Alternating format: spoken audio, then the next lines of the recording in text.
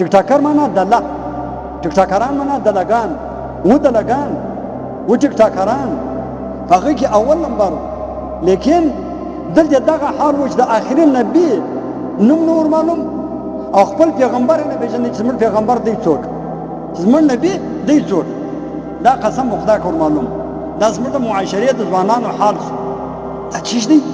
زموږ د خپل علماو د خپل مسجدو د خپل طالبانو د دې سره زموږ محبت نشته، دې سره زموږ محبت نشته. ځکه د دنیا نمبر 1 ګمراهان وي، د دنیا نمبر 1 جاهلان وي.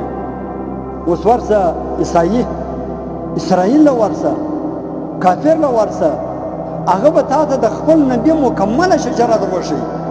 لیکن زما د خدای په ځا قسم کې د اسرائیل سره وګایږي، د اسرائیل سره چې د کې کافر بولي د دا سره ولا بلا که خپل نبی ثابت کړي، د دا سره خپل خدای ولا که ثابت کړي. ورسه عیسایان نه د عیسی علیه السلام مکمله شجره پر معلومه وي، د عیسی علیه السلام مکمله د زندگی هغه طرز او طریقه پر معلومه وي. لیکن بیا ما تعالی راس د نبی علیه السلام په نامه کې بولاړ، د نبی علیه السلام د مور پلار په نامه کې بولاړ، د نبی علیه السلام په ازواج مطهراتو کې بولاړ، د نبی علیه السلام په اولاد کې بولاړ چې د نبی علیه السلام څو اولاد او څو نارینه او څو ښځینه او څو د نبی علیه السلام بیان مبارکان وي.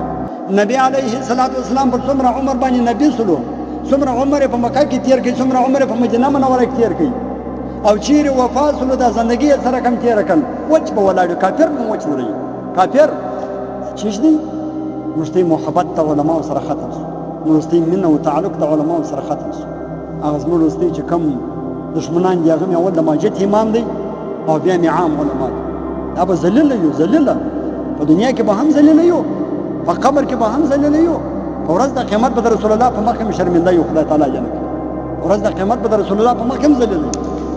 زموږ دغه رقم حالات دا من دشمنی وي د علماء سره، او دا من تعلقات، دا من خبرې، دا من مجلسونه دومره بیا ختم وي. د نبی علیه السلام په یو څه بیا پوهېږو نه، حتی چې په ختم نبوت باندې مو نه پوهېږو چې ختم نبوت به چی شته وایي. حالانکه دا پر مسلمان باندې فرض عین دی چې دی به ختم نبوت پېژني.